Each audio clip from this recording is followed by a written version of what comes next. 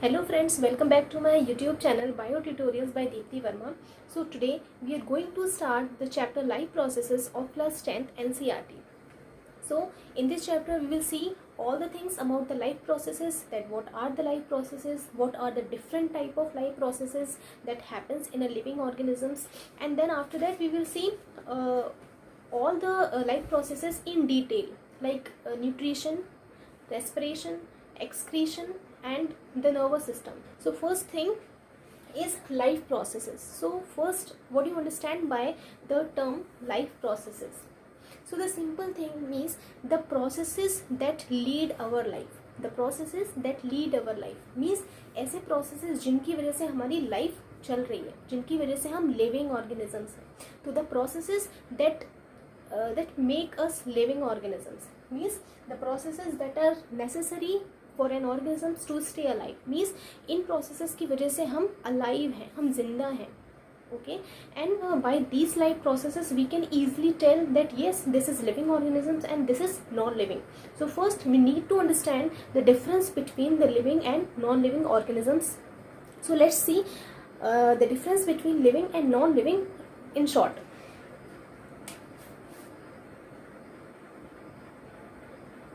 Living organisms, non-living. So if I take an example of a man, and on the other side if I take an example of a cycle, okay, so by seeing a man we can see the man can move from one place to another place. But if we see a cycle, so tell me, the cycle, can it move by itself from one place to another place? So the answer is no. Okay, so the cycle can't move from one place to another place. That's why this is non-living. This is non-living. And the man which can move from one place to another place, that's why this is living. First characteristic that tells us that yes, this is living and this is non-living, which is can move, can't move. Living organisms can move, ये move कर सकते हैं, एक place से दूसरी places पे जा सकते हैं easily. But non living organisms जो है वो एक प्लेस से दूसरी प्लेस पे मूव नहीं कर सकते विदाउट एन एक्सटर्नल फोर्स. ठीक है, नॉन लिविंग ऑर्गेनिजम्स जो है वो एक प्लेस से दूसरी प्लेस पे जा सकते हैं जब हम बाहर से कोई एक्सटर्नल फोर्स उस पर अप्लाई करेंगे. But by themselves they can't move from one place to another place. Second is eat food.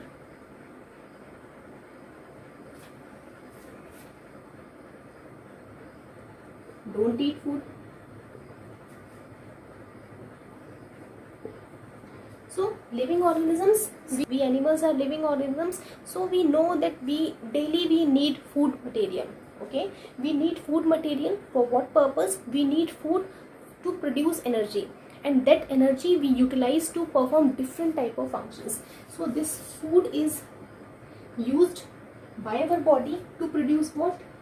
To produce energy. खाना हम जो खाते हैं उससे हम क्या प्रोड्यूस करते हैं? एनर्जी मिलती है उससे. And that energy we use to do different functions. What kind of functions? What kind of activities? these life activities, these life processes. But if we see non-living organisms, so the non-living organisms, we have never seen any non-living organisms like this duster. Have we ever seen that this duster also need food material for energy?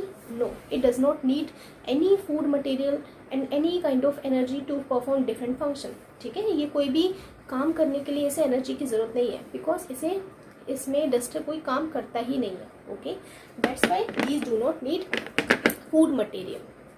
Next is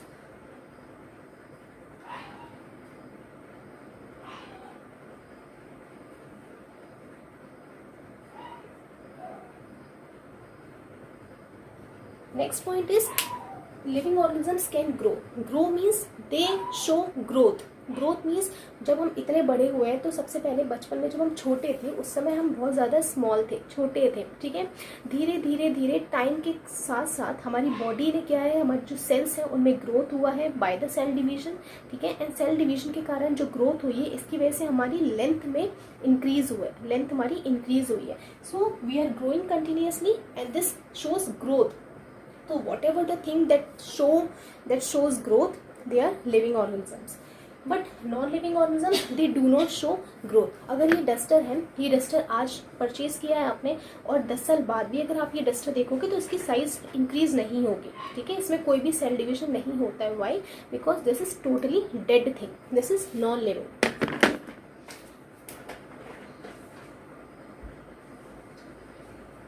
next is can reproduce, no reproduction.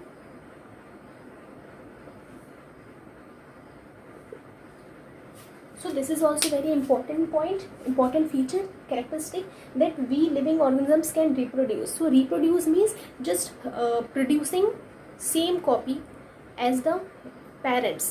ठीक है, parents के जैसे same copy produce करना, that is reproduction. And this is very important because to continue the life on this earth, this is very important process. Otherwise there will be no life on the earth. कोई भी जो life है हमारे अर्थ पे वो possible नहीं होगी if this reproduction process fails. But in non living organisms no reproduction kind of process happens in this non living organisms. But apart from this one question arises, that is this point that all the living organisms can move, then only they will be called a living organisms. So this is not completely true. Means कोई भी living organisms अगर movement show कर रहा है, क्या तभी हम उन्हें बोल पाएंगे कि yes this is living organisms? So this is true, this is not a true point. ये ट्रू नहीं है अगर हम सभी के लिए देखें. But the living organisms can also show the molecular movement.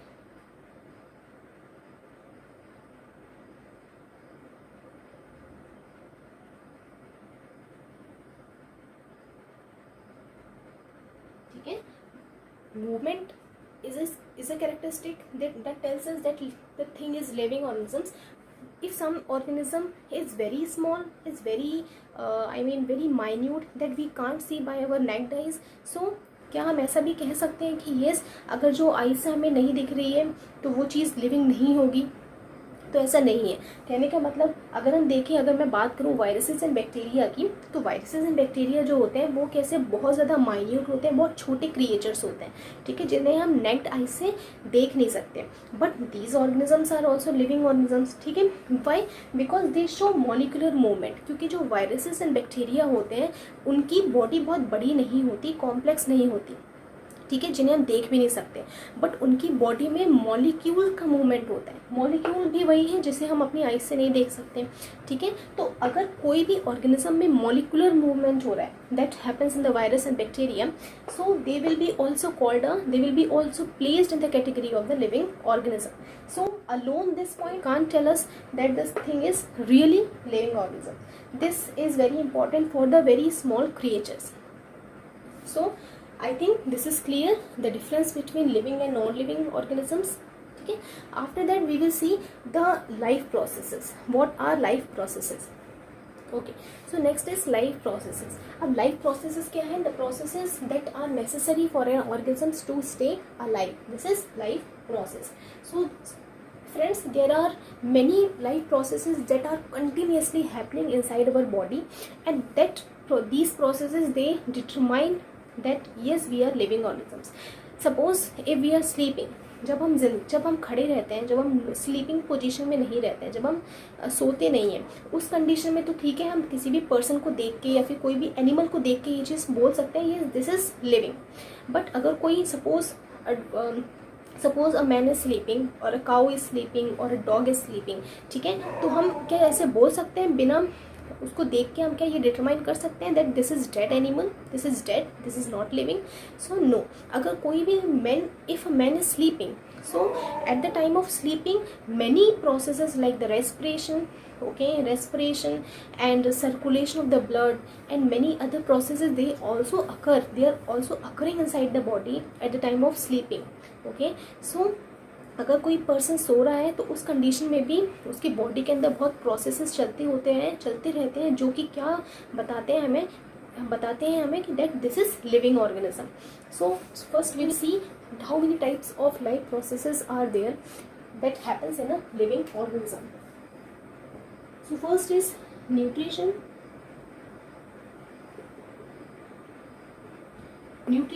Second is respiration. Third is circulation, circulatory system.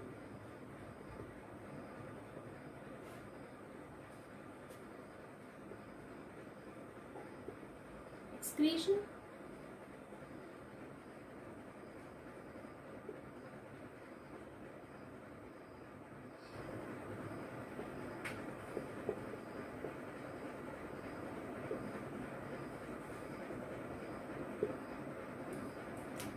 So these are the different type of life processes that happens in our body. So first is nutrition. So nutrition, what does it mean? Nutrition, I think you must have heard about the advertisements that yes, this Bournvita is very nutritious for us. So what does it mean, nutritious? So actually nutritious means that the Bournvita is having nutrients in it. What does it have? It has nutrients in it. Okay, nutrients in it. So what are nutrients? Actually nutrients are the components which are present in every food material, and these nutrients are very much important for all the living organisms to build their body. Okay, for building or for the growth and development of the organism. So the nutrients. So what is nutrition? Nutrition means the way of taking food material, the way of taking the nutrients and the utilization of these nutrients by our body. Means nutrition मतलब जो हम खाना खाते हैं, वो जो खाने का जो तरीका है वो, और खाना खाने के बाद जो भी हम फूड है और उस फूड में जितने भी न्यूट्रिएंट्स अवेलेबल होते हैं उन न्यूट्रिएंट्स का प्रॉपरली हमारी बॉडी के द्वारा उस न्यूट्रिएंट को कम्प्लीटली एब्जॉर्ब किया जाना. This is nutrition. So definition क्या हुई? The way of taking food material and the utilization of that food by our body. This is called nutrition. So second is respiration. Respiration means what? The process by which energy is produced by the food. So how the energy is produced by the food? So in the nutrition we have taken the food material. Okay, now the food will be broken down in the presence of oxygen and then the energy will be released out. So the production of the energy by the breakdown of the food, this is called respiration. So energy production. Food से क्या मिलेगा? Energy. In the presence of O2, so this is respiration. In detail हम इसकी study करेंगे. Next is the circulation. So circulation is related to the circulatory system. Our body is also having a well developed circulatory system. In that circulatory system we have blood, we have blood tubules, okay, we have a heart, okay. So these are present in the circulatory system. So this also plays very important role. How does it play important role? That after eating different type of nutrients, okay, after taking the gases inside our lung, है ना, तो जब हम खाना खा रहे हैं, जब गैस हमारी बॉडी में जा रही है, तो our body is multi cellular body. हमारी जो बॉडी है वो मल्टी सेलुलर है. We have millions of cell inside our body. Okay, and what is the task of our body? What is the task of this circulatory system? The purpose of circulatory system is to just transport all the nutrients, the gases and important substances to each and every cell of our body. जितनी भी million sales हैं सभी को खाना पहुंचाने का काम, सभी को इम्पोर्टेंट न्यूट्रिएंट्स, ऑक्सीजन पहुंचाने का काम कौन करता है? दिस सर्कुलेटरी सिस्टम हेल्प करता है. And by the help of blood क्या करता है? पूरी बॉडी में जब सर्कुलेट होता है तो सर्कुलेशन से क्या होता है? जितने भी हेड हो गया, टो हो गया, हमारा आर्म्स हो गए, सबके जो सेल्स एंड टिश्यूज़ हैं प्रॉपरली हर जगह पे जो भी इंपॉर्टेंट चीज़ें हैं वो ट्रांसपोर्ट हो जाती हैं. This is very important. Next is excretion. Excretion means just excrete out. Excrete out means removing out of the waste substances. जो भी waste है, जो भी harmful, जो भी useless substance है, the substances which are not useful for us, that substance are removed out by the excretory system. अभी substance आते कहाँ से हैं? जब हमने खाना खाया, ठीक है, रेस्पिरेशन से जब बहुत सारी केमिकल रिएक्शंस होती हैं तो उनसे कुछ सब्सटेंसेस बनते हैं और वो सब्सटेंस हमारी बॉडी के लिए इम्पॉर्टेंट नहीं होते हैं, तो हमारी बॉडी उसे क्या करती है? रिमूव आउट कर देती है. ठीक है, and so just removing out the waste substance from the body is done by the excretory system. And for the excretory system inside our body we have 2 kidney, ureters, urinary bladder, it comes in the excretion. So next is reproduction. Reproduction is also very important characteristic, which is in the reproduction is done by the reproductive system. So for the reproductive system also we have different organs, okay, and this is very important process for all the living creatures to continue the life forms on the earth. Next is control and coordination. So control and coordination means इसका जो काम है control and coordination में, controlling का काम क्या कर रहा है? So controlling system is your brain and spinal cord. जो कंट्रोलिंग का काम है आपकी बॉडी में वो कौन करता है? That is brain and spinal cord.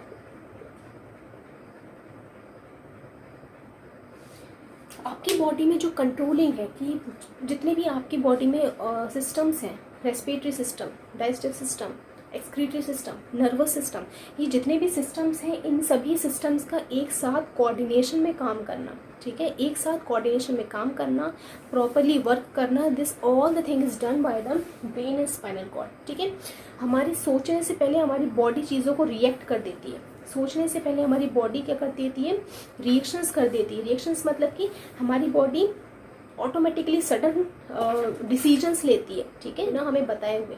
तो ये जो पूरी सिस्टम है, जो कंट्रोलिंग है, जो कोऑर्डिनेशन है हमारी बॉडी का, is done by this control and coordination. पूरा सिस्टम है हमारी बॉडी में जो हम पूरा डिटेल में पढ़ेंगे in each of the lectures. Now we will see the interrelation of the different life processes, how systems are interrelated with each other. Let's see. So first the food. The food, when we eat food, it contains nutrients, okay, and we are eating the food material and the food will be utilized by our body. This is called nutrition. ठीक है, हमने खाना खाया है and उसका utilisation किया हमारी body ने. Next food, how energy obtain from food. अब खाना खाने के बाद एनर्जी कैसे बनी? तो the energy is produced by the food by the process of respiration. Why respiration? क्योंकि रेस्पिरेशन से हमें क्या मिल रही है? हमें मिल रही है oxygen. And this oxygen is very important. Why? Because whatever the food we are eating, it is breaking down and liberating large amount of energy in the presence of oxygen only. That's why, and we know oxygen comes from the outside to the inside by the breathing. And breathing is one of the aspect of the respiration. और breathing जो process है that is involved in respiration. Breathing respiration का ही एक part है जो हम detail में पढ़ेंगे. So energy obtained from food by respiration process with the help of oxygen. How energy, food, gases reach to body tissues. अब जो energy बनी है वो, और जो food assimilated food है, जो food हमने absorb किया है वो, the assimilated food and the gases, जो gases हैं वो कैसे अलग अलग tissues में और cells में पहुँच जाती हैं. So they reach to the different tissues, cells of our body by the circulatory system and with the help of blood. इसमें कौन help कर रहा है? ब्लड. क्योंकि ब्लड क्या है? Is a fluid like structure. It's a fluid. Fluid होता है, ठीक है, that is present in our body which is very important. What about waste? Now the waste which is produced, जो वेस्ट बचा है, बहुत सारी चीज़ें वेस्ट हैं, जो चीज़ें बन गई हैं, जो वेस्ट है हमारे लिए, and it will be excreted out, it will be removed outside with the help of well developed excretory system by the process of excretion. The excretion, removal of waste. So you can see that all the processes are interrelated with each other. They all are interdependent. They all are functioning in a very coordinated manner, and that coordination is done by the control and coordination.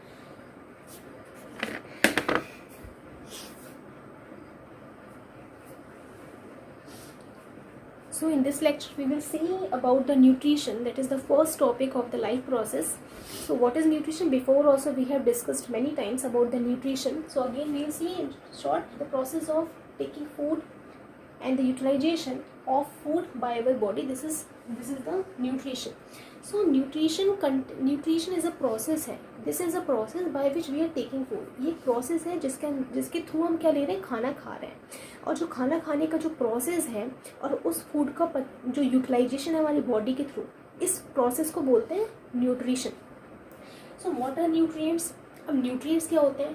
तो सी, जो भी हम खाना खा रहे हैं, whatever the food material we are eating, all the food material, whether it is chapati, dal, vegetables or any non-vegetarian food material, all the food material, they contain 5 type of nutrients in it. Food contain nutrients. Food contains nutrients and there of 5 type, 5 important nutrients available होते हैं. And what are these? First is carbohydrate, second is protein, third is fat, minerals, vitamins. These are the important nutrients which are present in the food. That's why when we eat food, जो process है इसका वो nutrition रखा गया, because nutri word indicates, this nutri words indicate nutrients. हम जो nutrients ले रहे हैं, ठीक है, nutrients कहाँ present होते हैं? food में available होते हैं. अब ये जितने भी न्यूट्रिएंट्स हैं इंपॉर्टेंट है इसलिए हमारी बॉडी के लिए, क्योंकि हर एक जो न्यूट्रिएंट्स हैं इनका अपना एक फंक्शन होता है, एक रोल होता है हमारी बॉडी में. और जो भी टाइप का हम फूड मटेरियल खाते हैं, जितने टाइप के न्यूट्रिएंट्स कंज्यूम करते हैं, वैसे ही हमारी बॉडी उनको शो अप करती है, वैसे ही वो फंक्शन करती है. अगर हम कार्बोहाइड्रेट लेंगे तो कार्बोहाइड्रेट हमें पता है this is energy, it is energy giving food material. Protein अगर हम लेंगे तो हमारी जो सेल्स वगैरह जो रहेंगी वो रिपेयरिंग में बहुत ज़्यादा हेल्प होगी. लग गई है तो उसको हीलिंग के लिए, वो जल्दी से हील हो जाए, उसमें कौन हेल्प करता है? प्रोटीन. सो रिपेयरिंग में क्या हेल्प करेगा? Cell repair. सेल की रिपेयरिंग कौन करेगा? प्रोटीन मेनली हेल्प करता है. तो it's very important to have protein in our diet. Next is fat. Fat is also a energy giving food. Next is mineral and vitamin. So mineral and vitamin ये क्या होते हैं? These are protective food. इन्हें क्या बोला जाता है? These are called protective food. इन्हें प्रोटेक्टिव फूड कहा जाता है. Y these are called protective foods? Because these mineral and vitamin they protect us from the diseases. अगर हम जितने ज़्यादा मिनरल्स एंड विटामिन लेंगे तो हमें अलग अलग टाइप की जो डिसीजेज हैं वो नहीं होंगी. जैसे कि आपने सुना होगा, अगर सपोज आपकी बॉडी में विटामिन सी की कमी हो जाए, लैक हो जाए अगर विटामिन सी, ठीक है, और ये विटामिन सी कहाँ अवेलेबल होता है? It is present in citrus fruits. जितने भी खट्टे फ्रूट्स रहते हैं, citrus fruits like lemon, oranges, आंवला, इन सब में क्या होता है? विटामिन सी अवेलेबल होता है. अगर आपने प्रॉपर विटामिन सी नहीं लिया तो आपके जो मसूड़े होते हैं, जो गम्स होते हैं, उनमें ब्लीडिंग होने लगेगी, उनमें खून आने लगेगा अगर आप विटामिन सी कंज्यूम नहीं करते हो. तो इसलिए इन्हें क्या बोला जाता है? These are called protective foods, क्योंकि ये हमें बीमारी होने से बचाते हैं. ठीक है. कोई भी मिनरल में जैसे आप कैल्शियम लो, अगर आप ज़्यादा मिल्क कंज्यूम नहीं कर रहे हो, अपनी डाइट में मिल्क प्रोडक्ट्स नहीं ले रहे हो, तो क्या होगा? कैल्शियम की कमी होगी, आपकी हड्डियाँ जो है वो स्ट्रॉन्ग नहीं रहेंगी.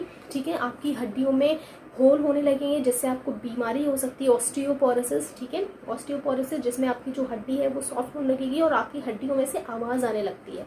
कैल्शियम और फॉस्फोरस हम कंज्यूम नहीं करेंगे, और कैल्शियम फॉस्फोरस कंज्यूम करने के लिए हमें क्या करना पड़ेगा? डेयरी प्रोडक्ट्स हमें खाने पड़ेंगे. So that's why these are called protective foods. So nutrients, so these are the type of nutrients. Now next is why do we need food? अब हमें खाना खाने की ज़रूरत क्या है? हम क्यों खाना खाते हैं? So let's see all the points.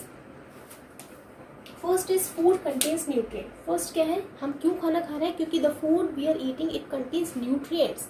It contains these nutrients, and these nutrients are very much important for us for the proper growth and for the proper development of our body. तो ये हमें nutrients provide करता है. ठीक है. Next is food provides us energy. Food हमें क्या provide करता है? Energy. And this energy is utilized by our body to perform different kind of functions like respiration. We play. Okay, so at the time of playing also we need energy, large amount of energy we need. At the sleeping state also we need energy. If we are blinking our eyes, so blinking of the eyes also need energy. ठीक है.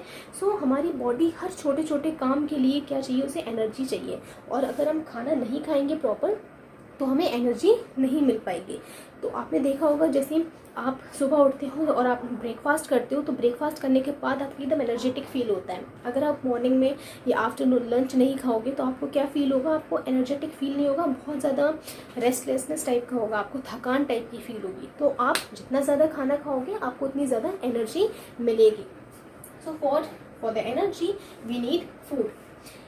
Third is it helps in the cell repair and growth. कभी कभी हमें चोट वगैरह लग जाती है, ठीक है, तो आपको डॉक्टर्स बोलते हैं कि अच्छा खाना खाओ, आप अच्छा फूड कंज्यूम करो, आपको ज़्यादा मिनरल्स एंड विटामिन लेने की ज़रूरत है, ज़्यादा प्रोटीन लेने की ज़रूरत है। तो आपकी बॉडी में अगर कहीं भी सेल्स डैमेज हो जा रही हैं तो उन सेल्स को रिपेयर करने के लिए, वापस सेल्स प्रॉपर फंक्शन में आ जाएँ और सेल्स की ग्रोथ के लिए, ग्रोथ मतलब क्या हो रहा है आपकी बॉडी में, जो सेल्स की ग्रोथ मतलब एक सेल से 2 सेल बनना, 2 से 4 बनना, तो दिस इज सेल डिवीजन। और सेल डिवाइड होगी तो क्या होगा, सेल की नंबर बढ़ेंगे। जब सेल नंबर इंक्रीज होगा तो क्या होगा, जब सेल नंबर इंक्रीज होगा तो आपकी ग्रोथ होगी, ठीक है, ग्रोथ बनेगी। इसलिए आपने देखा होगा आपको कभी लग जाती है ऊपर की स्किन हट जाती है, फिर कुछ समय बाद धीरे धीरे आपकी वापस स्किन बन जा रही है। तो वो जो न्यू स्किन बनी है वो कैसे बनी है, बाय द सेल डिवीजन, ठीक है। तो सेल रिपेयर और ग्रोथ में कौन हेल्प करता है, हमारा फूड हेल्प करता है, and particularly this protein helps in the cell repair and growth. Next is it increases resistance against diseases. Resistance मतलब क्या होता है, the capability, the ability to fight against diseases.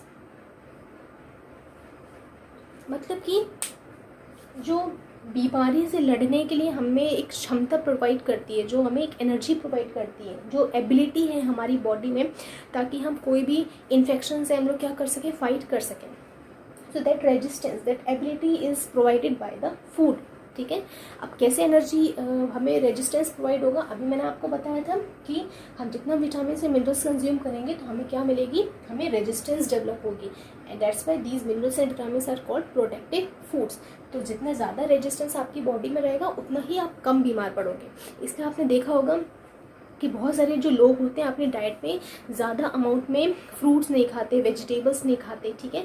तो आपने देखा होगा ऐसे पर्सन क्या होते हैं, बहुत जल्दी बीमार पड़ते हैं, उनको जल्दी कॉमन कोल्ड हो रहा है, बहुत छोटे जैसे ही वो थोड़ा सा एक्सपोजर में आते हैं कोई भी कॉमन कोल्ड इन्फेक्टेड पर्सन से, तो उन्हें बहुत जल्दी से कॉमन कोल्ड हो जाता है। बट ऐसे बहुत सारे हेल्दी पर्सनस होते हैं, ऐसे पर्सन होते हैं जो क्या करते हैं, उनकी वो प्रॉपर डाइट लेते हैं, और आपने देखा होगा वो कितने भी वो इन्फेक्टेड पर्सन के पास बैठे रहें, ठीक है, वो बीमारी उनको नहीं होती, वो इन्फेक्टेड नहीं होते। Why, because they have very high resistance inside their body.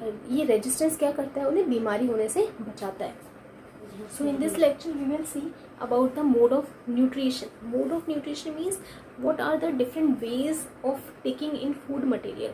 Means this type of mode of nutrition means in different organisms they take food, they take inside food by the different types, by the different ways. So first type is a autotrophic mode of nutrition and second type is a heterotrophic mode of nutrition. So first is autotrophic mode of nutrition. So here the auto word, यहाँ पे जो auto word है, this auto indicates self. Self means खुद से. Trophic means to synthesize something. Trophic means to synthesize.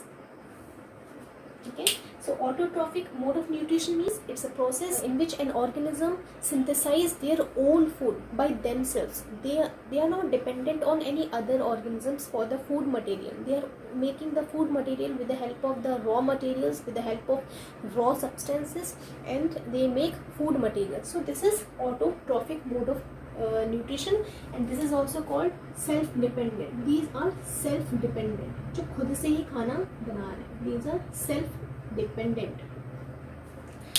In detail also we will study after a short description.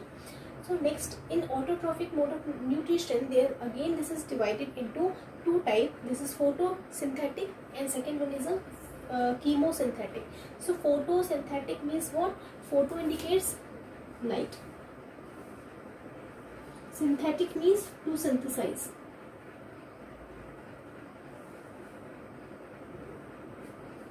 So the organisms which are synthesizing their food material, what they are synthesizing, what they are making their food material with the help of this sunlight. इस sunlight की help से वो क्या बना रहे हैं, food material. And we know what are the examples of the organisms that make food with the help of light. All example, all green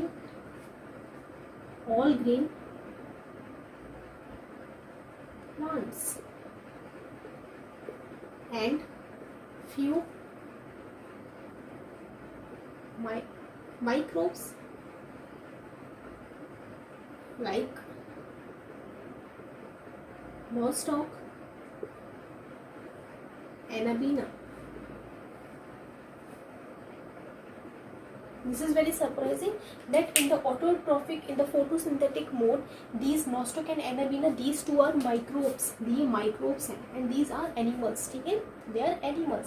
और ये micro जो organisms हैं, actually इनकी cells के अंदर green pigments होते हैं. These also have green pigment in them, which is chlorophyll.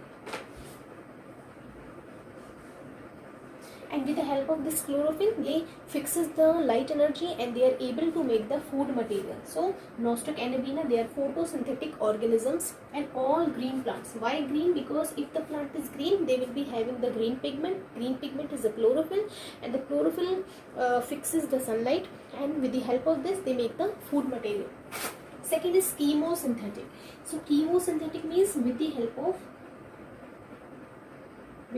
of chemical. Synthesize, again synthesis, to synthesize. So these type of organisms, the organisms which follows the chemosynthetic mode of nutrition, these organisms they make food material. ये food बनाते हैं but by chemical energy. ठीक है, they are not making food material with the help of light. ठीक है, these are making the food material with the help of by the chemical energy. So what are the examples of this? Sulfur bacteria,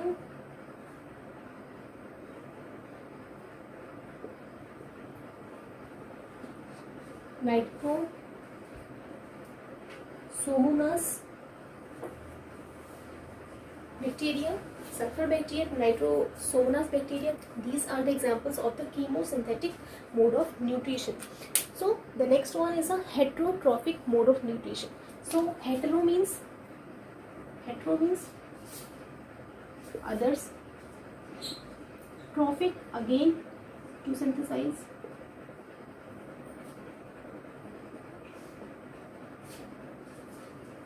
So heterotrophic mode of nutrition means the organisms which are dependent on others.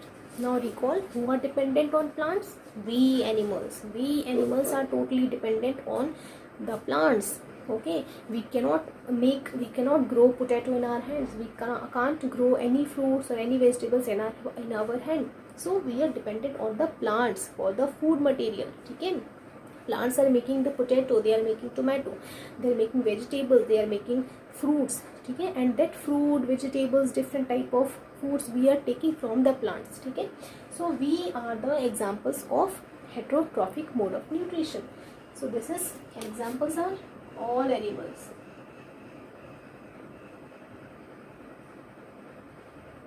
Fungus, etc. All animals and fungus. Fungus आपने देखी होगी. Fungus also does not make food material by itself. It is dependent on the dead and decaying matter. ठीक है. Fungus is also an example of heterotrophic. So heterotrophic is again divided into three types. First is a saprophytic, second is parasitic, and third is a holozoic mode of nutrition. So first is a saprophytic mode of nutrition. Dead and decaying organic matter. Okay, so means the organisms which are dependent on dead and decaying organic matter. ऐसे organism जो कि सड़ी गली चीज़ों पे dependent रहते हैं और उन सड़ी गली चीज़ों से क्या करते हैं, फूड को न्यूट्रिएंट जो होते हैं उनको एब्जॉर्ब करते हैं, फूड एब्जॉर्ब करते हैं. तो आपने देखा होगा बहुत सारे जो बैक्टीरिया हैं, माइक्रो ऑर्गेनिजम्स हैं, गंदी जगह पे ग्रो हो जाते हैं। गंदी जगह पे क्यों? क्योंकि वहाँ पे सड़ी गली चीज़ें अवेलेबल होती हैं, ठीक है। तो बैक्टीरिया हो गए, बहुत सारी जो फंगस हैं। आपने देखा होगा आपके घर में ब्रेड का टुकड़ा अगर पड़ा रहता है, वहाँ पे मॉइस्चर अगर बहुत ज़्यादा है तो उसमें फंगस ग्रो हो जाती है, अब फिर वो सड़ जाती है आपकी ब्रेड, तो उस ब्रेड से वो अपना फूड को एब्जॉर्ब करता है। कौन? Fungus. So what would be the examples?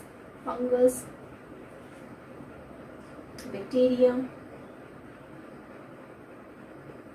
fungus, bacteria, these are the examples of saprophytic, ठीक है। and sapro indicates dead and decaying organic matter. The second type is parasitic. So parasitic organisms, these are dependent on host body. Parasitic organisms में, parasitic mode of nutrition में क्या होता है? ऐसे organisms जो दूसरे की बॉडी पे डिपेंडेंट है totally for the food as well as for the shelter, मतलब दूसरे की बॉडी पे ही रह रहे हैं और वही उसी बॉडी से वो अपना फूड को कंज्यूम कर रहे हैं। जैसे कि आपने देखा होगा the best example of this parasite is Plasmodium.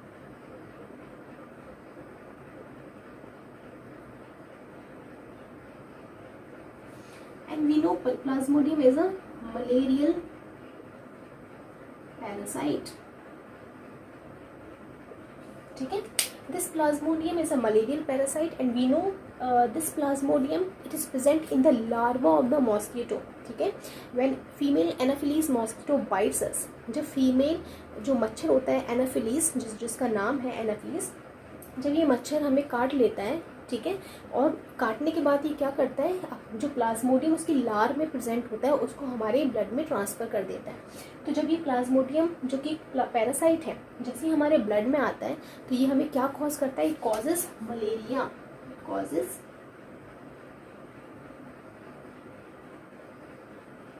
Malaria. And this plasmodium lives inside our body, shelter मिल गया उसको, जगह मिल गई रहने के लिए, and also it takes all the nutrition from the blood, खाना भी उसको मिल गया हमारे ब्लड से।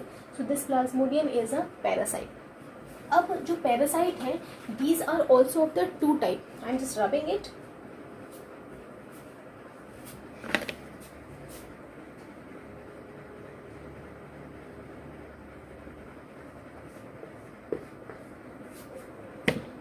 पैरासाइट जो होते हैं वो दो टाइप के होंगे, एक तो endo parasite, second is a एक्सोपैरासाइट।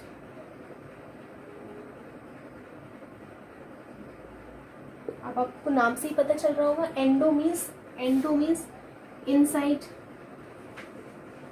जो बॉडी के अंदर रह रहा हो, लाइक प्लाज्मोडियम जो ब्लड के अंदर गया, ठीक है, जो ब्लड में गया। एक्सो मीन्स आउटसाइड, जो बॉडी के बाहर रह रहा हो, ठीक है, ऐसा पैरासाइट जो बॉडी के बाहर रह रहा हो। तो इसका एग्जांपल आप सभी को पता होगा, आप बहुत सारे लोगों के हेयर में जुएं वगैरह रहते हैं, ठीक है, कीड़े होते हैं छोटे छोटे जो आपके सर में अवेलेबल होते हैं, प्रेजेंट होते हैं, और ये आपके बॉडी के सरफेस पे मीन्स बॉडी के बाहर अवेलेबल है, ठीक है। So that's why these are exo parasite, ठीक है। और ये हमारे ब्लड से क्या, हमारे हेड से ब्लड को एब्जॉर्ब करता रहता है, ठीक है। सो एक्सोपैरासाइट क्या है, हमारी बॉडी के बाहर रहते हैं, बॉडी सरफेस पे रहते हैं, they are not present inside the body, ठीक है। तो इसका एग्जांपल होगा lice. Third type of the heterotrophic mode of nutrition is holozoic mode. So holozoic mode means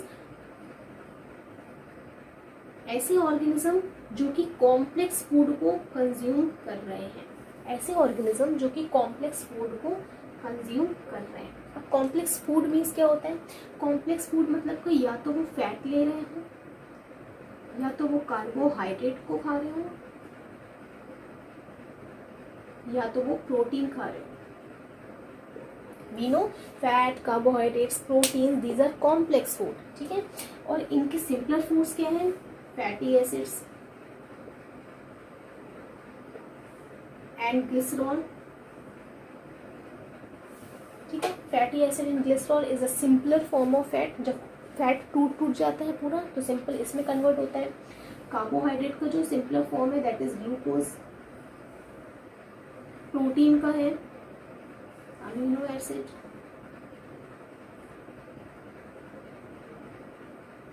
ठीक है। तो हम लोग ग्लूकोज नहीं खाते, हम लोग ऐसा नहीं कि आपने लंच में क्या खाया है कि ग्लूकोज जो मार्केट में मिलता है आपने लिया और 1 ग्लास ग्लूकोज को पी लिया, इससे आपको कुछ नहीं होने वाला, क्योंकि हमारी बॉडी बहुत ह्यूज है, बड़ी है, ठीक है। हमारी बॉडी को इतने ग्लूकोज से कुछ नहीं मिलने वाला, एनर्जी नहीं मिलेगी। That's why we are eating the complex food, and that complex food in the form of chapati, dal, ठीक है, rice and grains, different type of grains. We are eating meat, egg, milk products, and fruits, vegetables. So these all contains complex food material. Whoever eating this complex food, they will be doing the holozoic mode of nutrition. So examples are all animals, all animals, ठीक है, सभी animals क्या होते हैं, holozoic mode of nutrition show करते हैं। So this is all about the mode of nutrition. After this topic we will see in detail autotrophic mode of nutrition. In that topic we will see the definition of autotrophic mode of nutrition, and we will see the photosynthesis process, the site of photosynthesis process, and how stomata helps in the process of photosynthesis. We will also see the food factories of plants. Okay, thank you.